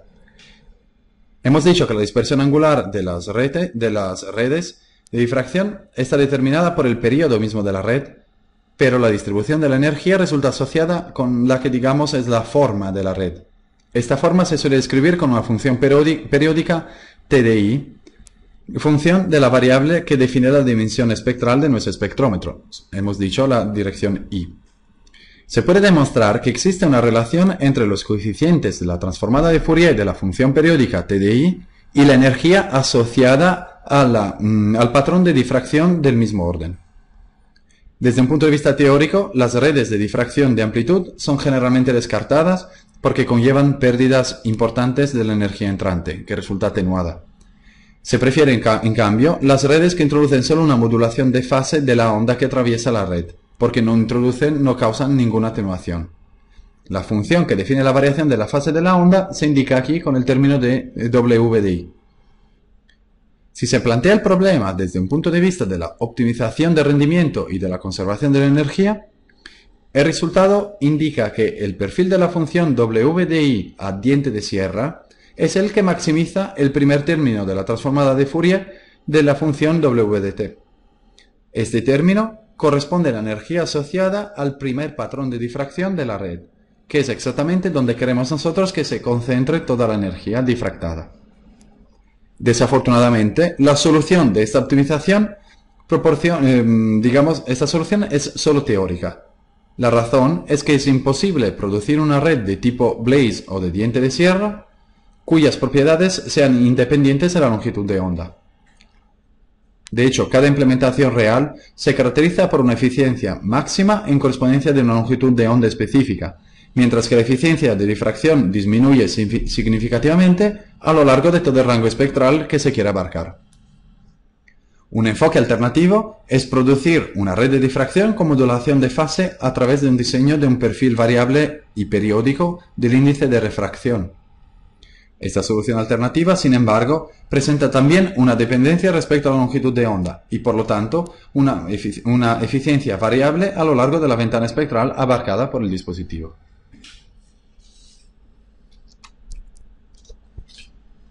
Teniendo en cuenta todas estas características, las redes de difracción de transmisión se utilizan de vez en cuando para la implementación de un espectrómetro de imagen. La solución empleada más a menudo es en cambio la red de difracción de reflexión. La idea básica es hacer que la radiación entrante ilumine una estructura periódica y que se obtenga una dispersión espectral del haz entrante a través de un mecanismo de reflexión. La principal ventaja con respecto a las redes de transmisión es que los materiales metálicos ofrecen menores pérdidas en ventanas espectrales más grandes. Además, la calidad de la fabricación, que hoy en día es muy alta gracias a técnicas basadas en la utilización de diamantes y procesos de litografía de electrones, permiten resultados mejores. El dibujo de la diapositiva destaca la idea básica de las redes de dispersión por reflexión. Los mecanismos de la reflexión sobre una estructura periódica introducen una diferencia de camino óptico, OPD, entre los puntos que pertenecen al mismo frente de onda incidente. Por lo tanto, el efecto de la red es aplicar una modulación de fase sobre el frente de onda. Esta modulación será dada por la relación entre esta diferencia de camino y la longitud de onda específica considerada en el estudio. La condición a imponer para obtener eficiencia unitaria, correspondiente al patrón espectral de primer orden, está dada por la tercera fórmula en la parte derecha de la diapositiva.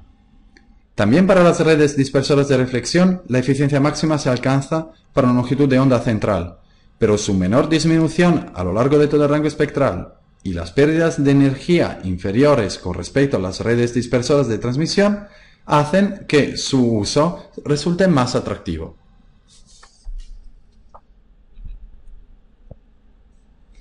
Si ahora volvemos al diseño del espectrómetro de prisma que hemos visto hace algunas diapositivas, podemos ver cómo el mismo modelo se puede aplicar también a redes dispersoras de transmisión y de reflexión.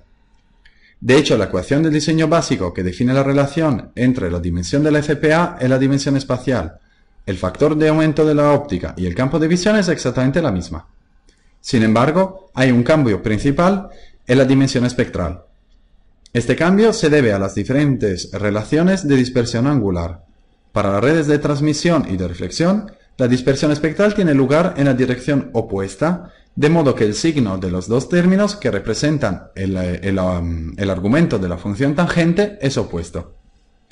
En cuanto a la expresión de phi de lambda, la formulación general es la misma, pero la aproximación lineal para la dispersión es diferente. Ustedes pueden ver la nueva ecuación en la parte inferior de la diapositiva. Finalmente, cabe destacar que para fines de diseño, esta aproximación es muy útil.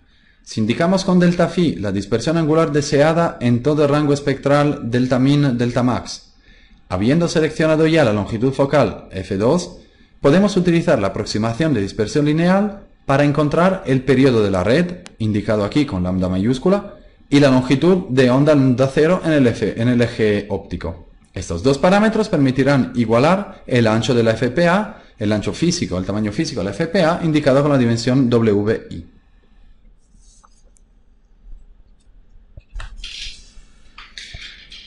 Hemos dicho varias veces que una propiedad importante de las redes dispersoras de difracción o de reflexión es la presencia de patrones espectrales múltiples.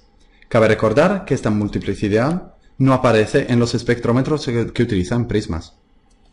La condición de diseño de las redes para que no haya solapamiento entre patrones que iluminan la FPA limita básicamente el rango espectral máximo que se puede medir. La imagen en la parte izquierda de la diapositiva describe visualmente el solapamiento de longitudes de onda diferentes correspondientes a patrones de orden diferente. Si queremos ampliar la ventana espectral que un espectrómetro es capaz de cubrir, una solución típica es el uso de filtros de banda específicos. Por ejemplo, consideremos el caso de un espectrómetro que funciona en el dominio visible en el infrarrojo cercano. Para evitar el solapamiento de las longitudes de onda corta del patrón de segundo orden entre 0.4 y 0.55 micras y las longitudes de onda largas que pertenecen al patrón del primer orden, desde 0.9 a 1.1 micras, se puede utilizar un filtro de ordenación de orden, del inglés Order Sorting Filter. En este caso, este filtro es básicamente un paso alto con longitud de onda de corte cerca de las 0.7 micras. Si se utiliza esta solución, el parámetro clave del diseño que hay que tener siempre bajo control es la tolerancia del filtrado. La razón es que hay que asumir que habrá un error de alineación entre la región de transmisión del filtro y la FPA, y por lo tanto una contribución de longitudes de onda indeseadas.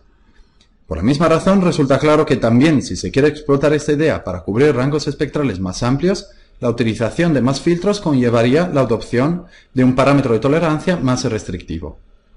Teniendo en cuenta estas restricciones, una solución alternativa muy eficiente es la utilización del filtro dicroico.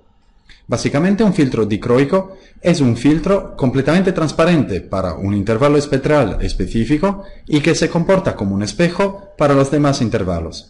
Eso significa que es posible utilizar un único espectrómetro para toda la ventana espectral que se quiere cubrir, pero podemos separar el visible y el infrarrojo cercano de la información SWIR, por ejemplo, para que estas dos regiones del espectro se enfoquen en diferentes FPAs situadas en dos posiciones diferentes. Obviamente, esta estrategia puede extenderse a más regiones espectrales. Esta es la idea básica del telescopio ECO de la ESA, de la Agencia Espacial Europea. Pueden observar su diseño en la parte derecha de la diapositiva. La óptica incorpora 5 filtros dicroicos para la división espectral de la radiación entrante.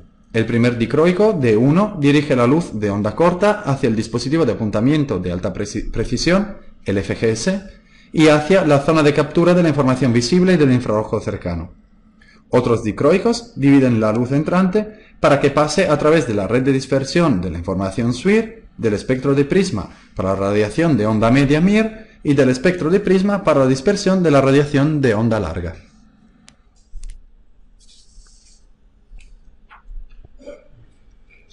A estas alturas podemos decir que la radiación espectral y espacial ilumina adecuadamente la FPA.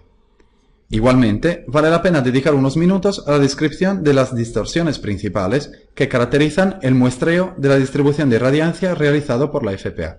Estoy hablando de los efectos que se conocen como Smiling y Keystone.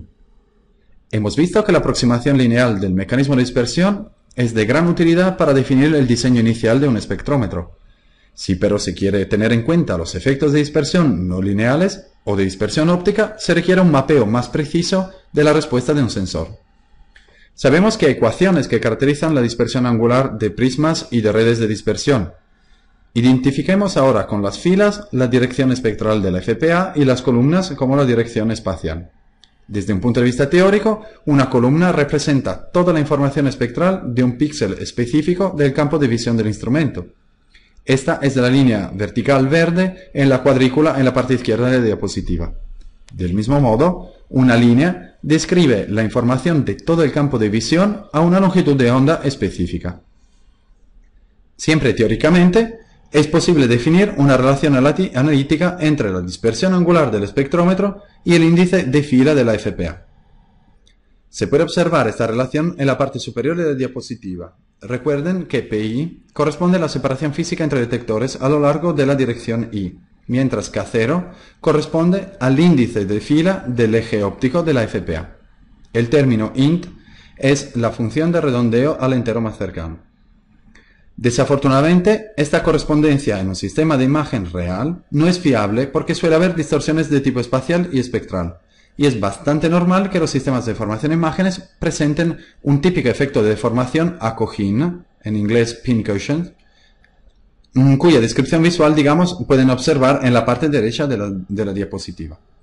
La distorsión de las filas caracteriza el mapeo, digamos, de la ranura del dispositivo para cada banda espectral. En cambio, la distorsión de la columna describe dónde se enfoca la información espectral de cada punto de la ranura, o de cada punto, digamos, del campo de visión del instrumento. Por lo tanto, la distorsión espacial y espectral se puede caracterizar con una función que mapea cada punto de la FPA de coordenadas IKA en términos de longitud de onda y en términos de posición correspondiente en el campo de visión. En otros términos, se asume que la longitud de onda central de cada banda ahora pueda variar a lo largo de la misma fila y que la posición del campo de visión pueda variar a lo largo de la misma columna. El Smiling representa la distorsión a lo largo de la dimensión espectral y el Keystone representa la distorsión a lo largo de la dimensión espacial.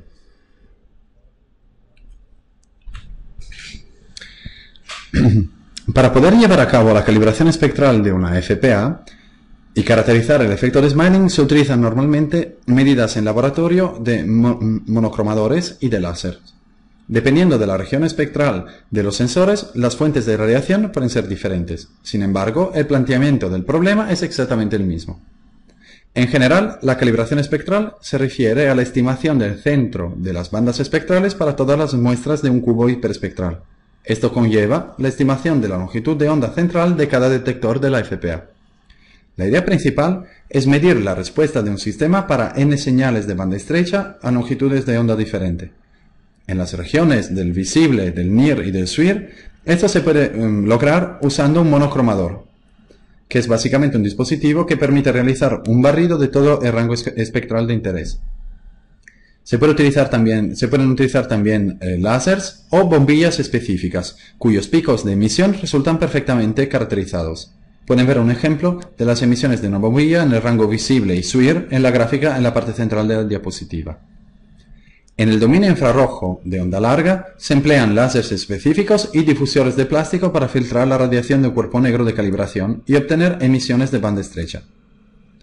Para la n longitudes de onda medidas, lambda n, tendremos un conjunto de m puntos de la FPA con respuesta no nula. Estos son los términos lambda de I de nm y k de mm.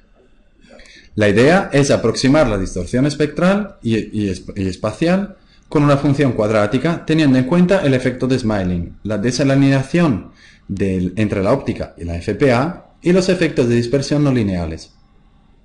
Entonces, con todas estas medidas, se construye un sistema de ecuaciones lineales que puede ser resuelto aplicando técnicas de mínimos cuadrados. Para obtener la estimación final del Smiling, se calcula la diferencia entre la estimación lineal de la longitud de onda central de cada detector, de la FPA, y el valor real. Finalmente, para obtener una distribución espacial y espectral uniforme, se realiza una interpolación 2D del muestreo no regular en las medidas sobre la matriz regular de detectores de la FPA. El último paso de calibración que vamos a analizar en este tutorial es la calibración radiométrica. El objetivo de la calibración radiométrica es estimar la radiancia espectral correspondiente a la medida de cada elemento de la FPA.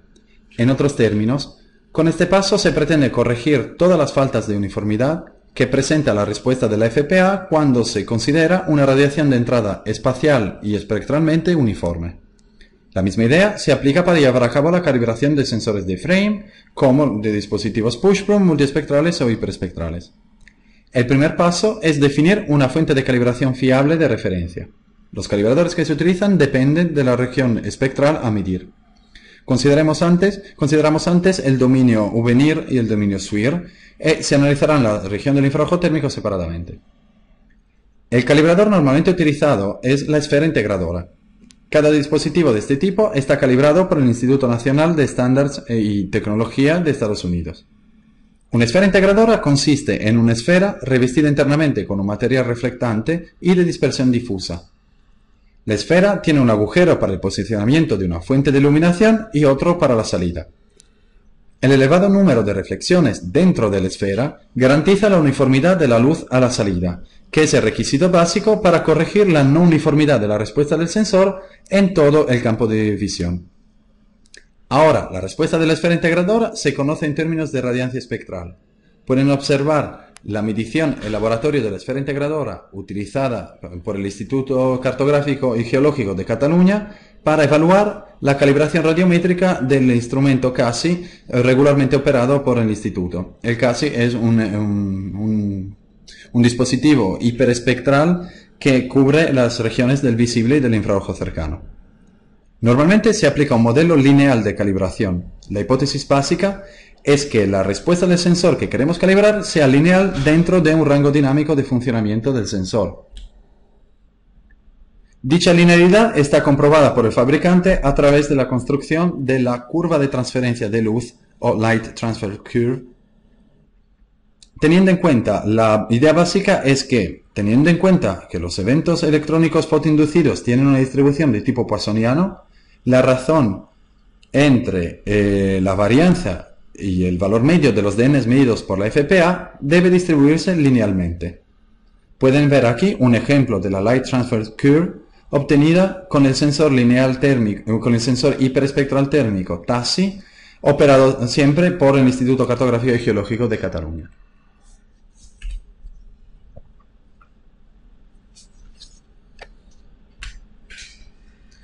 Una vez medida la respuesta de la esfera, se aplica un modelo lineal a cada detector de la FPA. Básicamente, la medición consiste en medir la energía entrante multiplicada por un factor de ganancia más un nivel de ruido de fondo generado por las dark currents. Hay que tener en cuenta que la energía entrante es la potencia generada en la longitud de onda específica por la esfera integradora multiplicada por el tiempo de integración del instrumento a calibrar. Resumiendo, los pasos para la calibración radiométrica del dispositivo serán: 1. La estimación del ruido de fondo generado por las dark currents. 2. La conversión de energía a radiancia espectral para poder comparar los valores teóricos de la esfera con los valores reales medidos. Y 3. La estimación del valor de ganancia para cada detector de la FPA. Se suelen también combinar medidas de campo cercano y de campo lejano para conseguir una buena uniformidad del campo de visión del instrumento y una alta precisión radiométrica de las adquisiciones.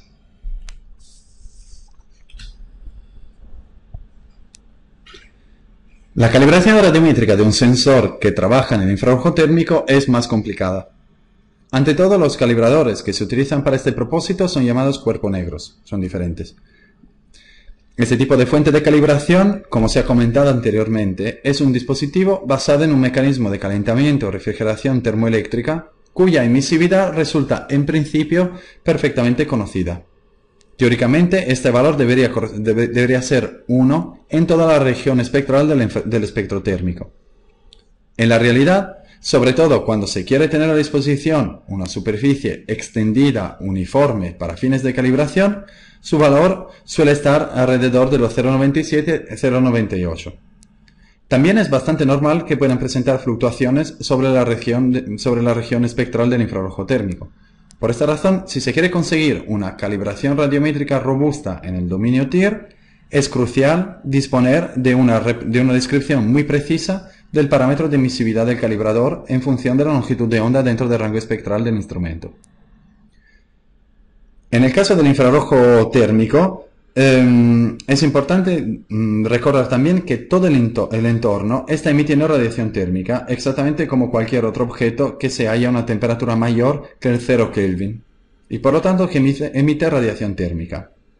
Si la emisividad entonces del cuerpo negro que se utiliza para calibrar no es exactamente 1, independientemente de lo cerca que puede estar el calibrador respecto a la ranura de entrada del sensor, para cubrir todo el campo de visión del instrumento, habrá siempre contribuciones adicionales que hay que tener en consideración.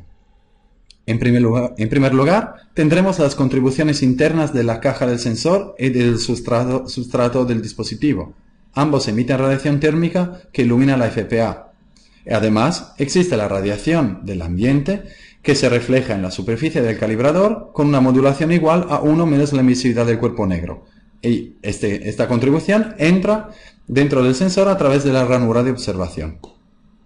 Sin entrar en detalles, podemos decir que algunas contribuciones no se pueden calcular directamente, como por ejemplo las internas. Sin embargo, pueden ser eliminadas estas contribuciones utilizando un planteamiento diferencial. La medición de dos calibradores a dos temperaturas diferentes con el sensor en condiciones termodinámicas constantes permiten solucionar este problema. Por lo tanto, con la adquisición de datos de dos cuerpos negros a temperaturas diferentes, se llega a obtener un sistema de ecuaciones lineales que admite solución con técnicas de mínimos cuadrados.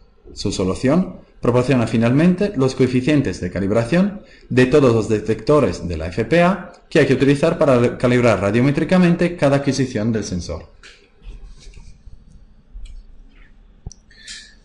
Vale, hemos llegado a la última parte de esta presentación, donde veremos una breve reseña de los sensores que hoy en día son disponibles para aplicaciones de detección.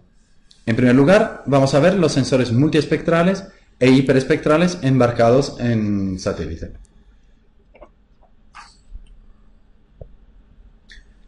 Entre los sensores multiespectrales de satélite hay sistemas de alta resolución que proporcionan imágenes con una resolución espacial que varía entre 30 centímetros y 1,5 metros.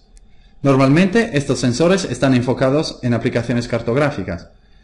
Por esta razón, los datos que suelen adquirir tienen solo 4 canales de banda ancha: el canal rojo, el verde, el azul y el infrarrojo cercano. Además, adquieren información pancromática en muy alta resolución espacial con el fin de mejorar la resolución espacial de las imágenes multiespectrales utilizando técnicas de pan-sharpening. Vale la pena desde este punto de vista mencionar el sensor WorldView 2 de Digital Globe, que adquiere imágenes pancromáticas más 8 bandas espectrales, los 4 colores estándar y 4 nuevos colores, que son el Red Edge, Coastal, el amarillo y un canal infrarrojo adicional. Este sensor es capaz de adquirir una nueva imagen de cualquier lugar de la Tierra cada 1.1 días. Este último parámetro, digamos, se suele definir como tiempo de revisita. En esta diapositiva pueden ver algunos ejemplos de satélites que proporcionan imágenes multiespectrales con una resolución espacial que hoy en día diríamos moderada. Esta resolución va desde unos pocos metros hasta 30 metros en las regiones espectrales del visible, de infrarrojo cercano y SWIR, y están alrededor de los 100 metros en el dominio del infrarrojo de onda larga. Por ejemplo, tenemos el japonés ALOS, el ahora alemán Rapid Eye, el americano Landsat y el francés SPOT. Como pueden ver, hay un conjunto amplio de sensores multiespectrales de satélite disponibles en este momento. La selección de un sensor específico u otro debe ser determinada por varios factores. Por ejemplo, la disponibilidad de una colección histórica de datos sobre un área de interés, la resolución espacial y la información espectral que proporcionan, y por último, pero no menos importante, el precio. Algunos sensores pertenecen a organismos nacionales y, por lo tanto, la distribución de sus datos es gratuita, pero otros pertenecen a empresas privadas y se deben pagar por los datos. En esta tabla he intentado resumir algunas de las características principales de los sensores espaciales, como la resolución espacial, el tamaño de la zona observada o el número de bandas espectrales adquiridas. Otro dato muy importante es saber si se pueden programar o pedir adquisiciones periódicas sobre un área específica de interés. Por lo último, me gustaría destacar el que es probablemente el sensor hiperespectral de satélite más importante porque proporciona información hiperespectral a escala global cada día. Se trata del sensor MODIS de la NASA. MODIS, que quiere decir radiómetro espectral de resolución moderada, es un instrumento clave embarcado a bordo del satélite Tierra, lanzado en el 1999, y del satélite Aqua, lanzado en 2002. MODIS adquiere información de la superficie de la Tierra en 36 bandas espectrales que van del visible al infrarrojo térmico. Su tiempo de revisita está entre 1 día y 2 días dependiendo de la latitud de la zona a estudiar. Es importante decir que MODIS juega un papel vital en el desarrollo de modelos para la predicción del cambio global y del medio ambiente. Y finalmente, cabe decir que sus datos son gratuitos. Unas palabras sobre los sensores hiperespectrales aerotransportados. En cuanto a los sensores aerotransportados, se tardaría demasiado tiempo para presentar una colección completa de los que resultan disponibles en este momento. Por lo tanto, os dejo aquí una tabla que contiene, creo, la mayoría, pero quizá no todos, los que hoy en día existen. Hay muchos fabricados por empresas públicas y privadas, operados por empresas públicas y privadas. La mayoría de ellos cubren solo una región específica del espectro infrarrojo, el visible más el infrarrojo cercano, o el infrarrojo de onda corta, o el infrarrojo de onda media, o el infrarrojo térmico. Sin embargo, hay algunos que cubren el visible NIR y el SWIR a la vez. El número de bandas también varía mucho. Aquí hay más sensores hiperespectrales aerotransportados. Y aquí los últimos de la tabla. Quisiera destacar que si se desea llevar a cabo un estudio basado en imágenes hiperespectrales, lo que recomendaría es, ante todo, definir la parte del espectro que queremos analizar sobre un área específica de interés. Después, llevaré a cabo una selección de los sensores que cumplen mis requisitos y, finalmente, comprobaría si hay muestras de datos libres disponibles y si es posible adquirir nuevos datos o programar nuevas adquisiciones. Hemos llegado a las últimas diapositivas de este tutorial, una mirada rápida hacia el futuro. Mirando hacia el futuro, a corto plazo, vale la pena mencionar la nueva misión WorldView 3. A las 8 bandas multiespectrales del WorldView 2, con resolución espacial de 30 centímetros, Digital Globe ha añadido 8 bandas SWIR a 3.7 metros, más 12 nuevos canales llamados bandas CAVIS. Estas nuevas bandas están pensadas para aplicaciones específicas. Según las declaraciones de Digital Globe, estos nuevos canales ayudarán a mejorar los resultados de aplicaciones como la cartografía, la clasificación de cubiertas, la detección de cambios, la gestión de riesgos ambientales, de vegetación, monitorización del medio ambiente, aplicaciones costeras, batimetría, etc. En principio, la fecha de lanzamiento anunciada es agosto de este año 2014. La misión Sentinel-2, que se enmarca en el programa Copérnico de observación en la Tierra, desarrollado por la Agencia Espacial Europea, tiene como objetivo dar continuidad a los servicios que dependen de las observaciones multiespectrales de alta resolución. La misión Sentinel-2 proporcionará datos en 13 bandas multiespectrales en el dominio visible, del infrarrojo cercano y del infrarrojo de onda corta o SWIR. El tiempo de revisita será unos 5 días en el Ecuador, en las mismas condiciones de observación. La resolución espacial varía desde los 10 metros para el visible hasta los 20 y 60 metros en el SWIR. Para conseguir un tiempo de revisita tan corto, la misión prevé el lanzamiento de 2 satélites Sentinel-2 idénticos que operarán simultáneamente. La órbita heliosíncrona ha sido seleccionada para garantizar un tiempo local alrededor de las 10:30 diurnas como hora local. Este horario fue seleccionado como el mejor compromiso entre minimización de nubes y garantía de iluminación solar adecuada. Además, el horario es casi el de la misión Landsat y coincide perfectamente con el de la misión Spot. Esto permitirá la combinación perfecta del Sentinel-2 con datos históricos de estos dos sensores para construir series temporales largas. La fecha esperada para el lanzamiento de la primera unidad de satélite es el año 2015. Y por último, vamos a echar un vistazo al futuro de la detección hiperespectral de satélite. Hay 4 misiones futuras en el horizonte: la japonesa Isui, la americana Spiri, la italiana Prisma y la alemana EnMAP. La mayoría de estos sensores tenían que ser puestos en órbita entre 2012 y 2013, pero todos se han retrasado por diferentes razones. En la diapositiva pueden ver la nueva fecha de lanzamiento anunciada por cada agencia espacial. Vamos a ver si se confirma. A nivel de número de bandas y resolución espacial, pueden ver que las misiones se parecen bastante. Finalmente, cabe destacar que todas las misiones se centran en la misma región del espectro electromagnético, que va desde el visible hasta el infrarrojo de onda corta, pero ninguno de ellos adquiere datos en el infrarrojo medio o en el infrarrojo térmico. Bueno, esto concluye este tutorial. Espero que les haya sido útil para comprender los fundamentos de la teledetección multiespectral e hiperespectral. Muchas gracias por su atención y que tengan un buen día. Adiós.